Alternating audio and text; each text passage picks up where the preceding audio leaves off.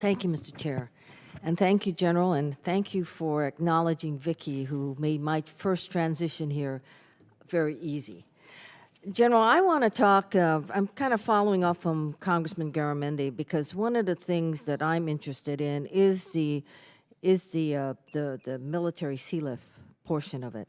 I was interested in your testimony from pages 9 to 10 when you talked about the MSP program, and then you also spoke about the Jones Act. And you do say in your testimony that by subsidizing a robust domestic maritime industry, including U.S. industrial shipyard infrastructure for building, repairing, and overhauling U.S. vessels. And we are, of course, talking about, in terms of the Jones Act, that's the only requirement that we build America.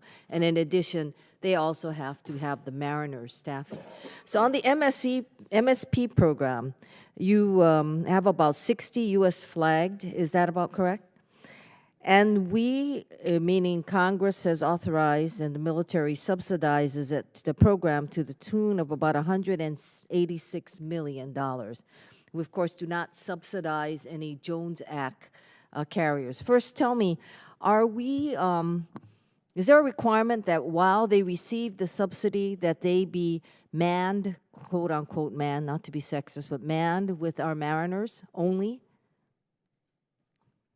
Yes.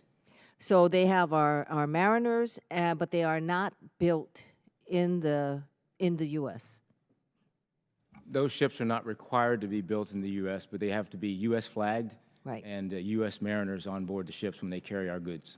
So when we are looking at a situation like, for example, we all can recognize that our shipbuilding industry depends too heavily on the military, and what we really would like to see is a robust commercial aspects of it. I'm sure my colleagues from San Diego and Norfolk would agree with me that what we don't have is that component with the MSP program. However, we do subsidize them, correct? I like to use the word stipend. Okay, so what is the stipend that they receive? They receive a stipend basically to stay with us. Congresswoman, as you may know, back in the 1950s, there were 1,500 ships sailing under U.S. flag in international trade. It's a little before my time, but okay, I'll take your word for it. I'm old. 1,500 ships, but today there are only 78 in U.S. international trade. We're still a maritime nation, from what I understand, but that's the decline you're talking about. So how does the stipend work? So what do they get the stipend for? They basically get the stipend to being available to move our goods and services when we need them, and to be ready to go to war when we need them. But they do not have to be actively engaged in any military activity at the point that they receive the stipend, though? No. So they can be moving commercial goods and receive the stipend? Yes. Okay. So and do you know on an average what the stipend is that we provide to the MSP program? And is it like per vessel, per route? How do you do it? It's per vessel. Okay. It is currently 3.2 million per ship, 3.5 per ship. Is that in a year? Per year. Per year? It is authorized up to 5 million, and in the out years of the plan, it goes to 5.2, I believe. So they could never move any military goods or services, whatever we may call upon them, and they will still receive that stipend per year. Theoretically, that could happen. Realistically, I can't imagine it happening. I use those ships daily. But it may not be the same ship. There's 60 some odd number of them, correct? So you could be using one or two or whatever the number may be. I can get you the exact numbers, but we have a robust use of those 60 ships. I would appreciate that. But isn't also a major component of it that they do not in any way compete with our domestic, quote, Jones Act ships? Isn't that a requirement under the law that established the MSP program? I would have to double check that one.